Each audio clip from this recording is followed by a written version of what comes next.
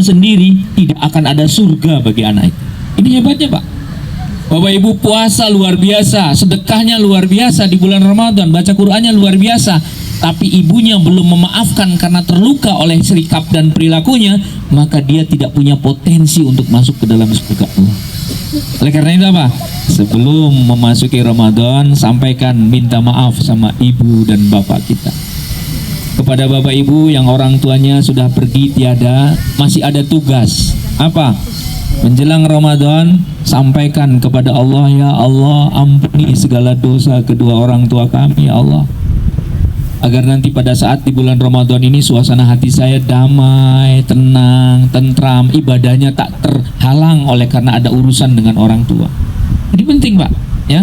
Maka seorang anak, ya, yang masih punya ibu dan bapaknya, datangi ibu bapaknya. Kalau jauh ya ditelepon, di WA, Pak, memasuki bulan Ramadan ini saya minta maaf seluruh kesalahan-kesalahan. Mohon maaf saya belum bisa memberikan yang terbaik buat ibu dan bapak. Kalimat ini penting untuk meluruskan dan untuk melancarkan seluruh urusan kita. Seluruh urusan kita.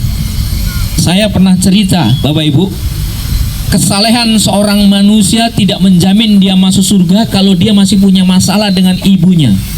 Saya harus mengulang cerita ini, sekian tahun yang lalu saya sering berulang-ulang, tapi penting menjelang Ramadan ini. Ada seorang laki-laki sahabat Nabi yang bernama Alqamah. Alqamah itu Bapak Ibu, sholatnya rajin, ibadahnya rajin, ngajinya rajin, sedekahnya rajin, orangnya pinter, taat sama Nabi. Dia jatuh sakit dan diperkirakan sakitnya itu sudah masuk dalam kategori kritis. Karena kondisinya kritis, Nabi Muhammad menengok Alqamah yang sedang sakit itu. Kemudian kebiasaan Nabi, kalau ada orang yang sakit, yang kritis, itu biasanya Nabi membisikkan di telinganya dengan lafaz la ilaha illallah. Jadi kalau nanti Bapak Ibu ada keluarga, orang tua, saudara yang kelihatannya sudah kritis, segera ambil tindakan dengan cara apa?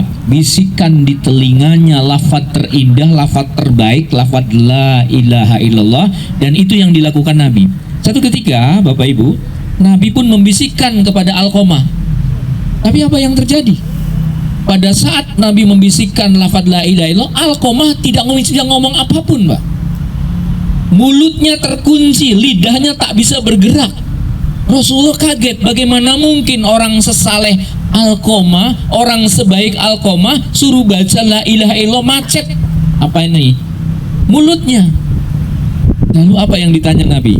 Yang ditanya Nabi, apakah Alqamah ini masih punya ibu? Gak ada hubungannya. Sesungguhnya ya, kok nanyanya ibu?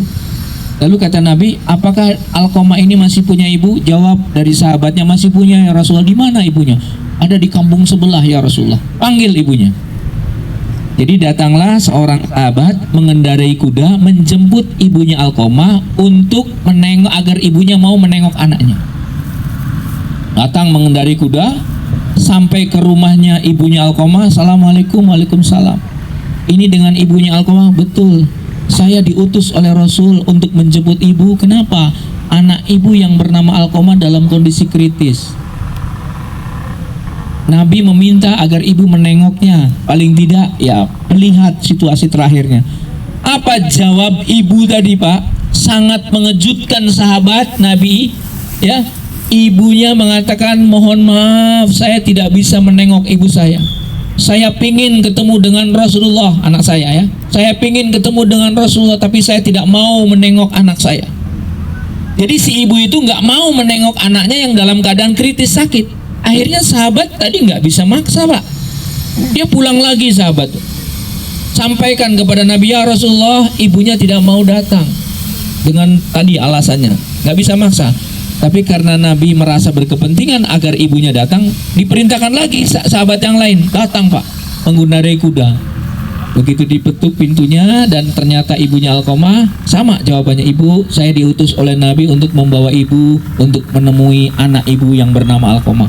Jawabannya sama Pak, tidak mau menengok, tidak mau berangkat untuk menengok anaknya.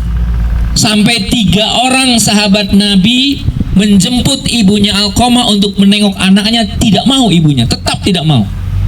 Akhirnya apa? Begitu sampai kepada Rasul, ya Rasulullah, ibunya Alqamah tetap tidak mau datang. Akhirnya apa? Ya sudah, kalau memang tidak mau datang, kita bawa Alqamah. Siapkan tandu. Jadi Alqamah disiapkan oleh para sahabatnya tandu, Pak, ya. Kemudian dinaikkan di atas tandu itu dan kemudian digotong oleh para sahabat dan diiringi oleh Nabi mendatangi ibunya Alqamah. Sampai di rumah ibunya Alqamah, ya. Kemudian ada yang mau menemui anaknya, Ibu? Silakan. Ada yang mau ketemu Ibu?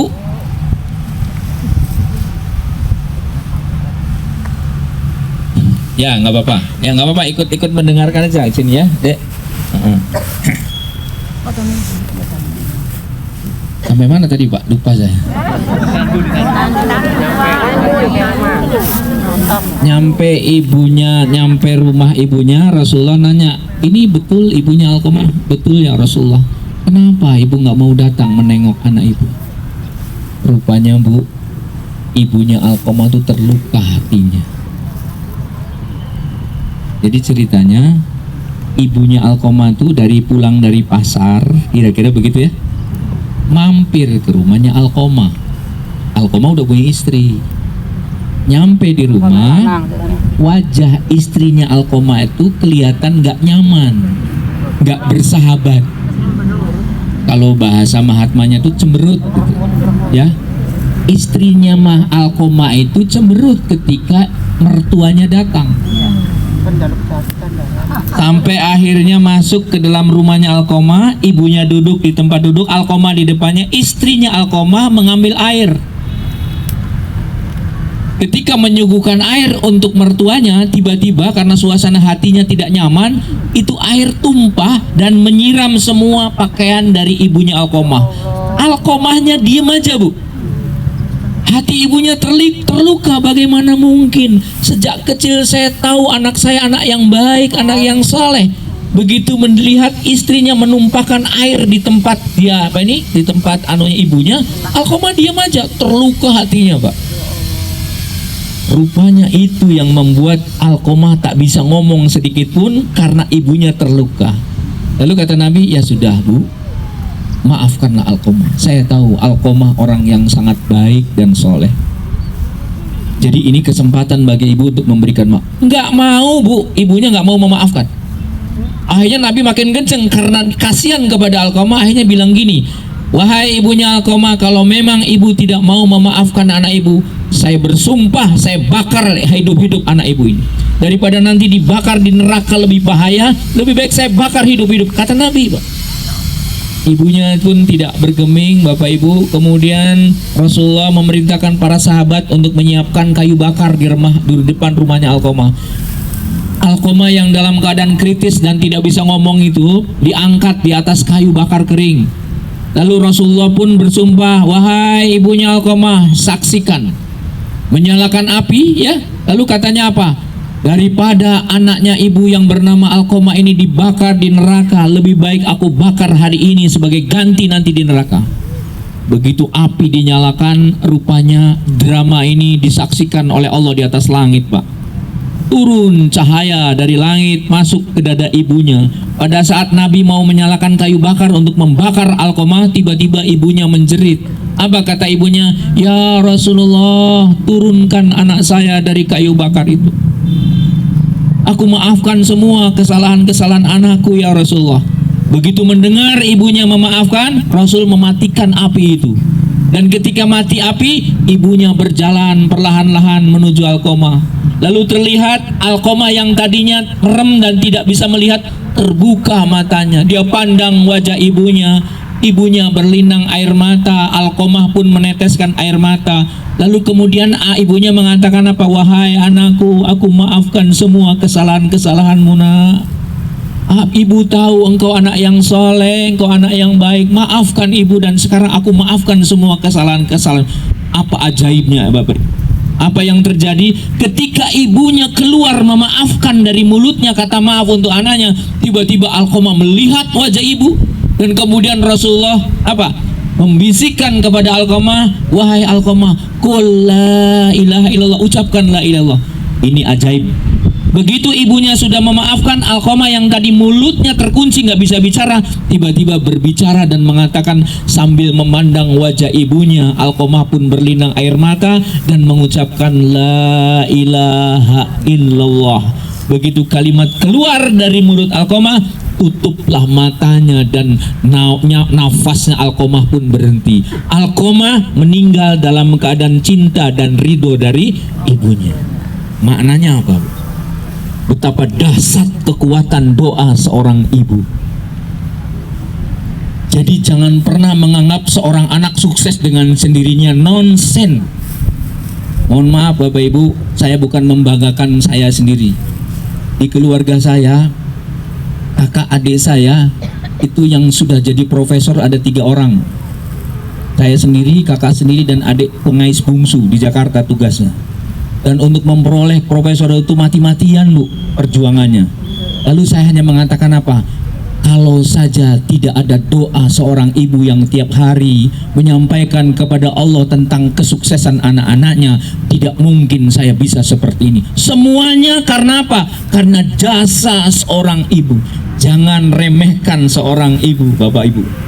Jangan remehkan kasih sayang seorang ibu dan doa-doa seorang ibu akan membawa energi kekuatan bagi anak-anaknya di masa depan.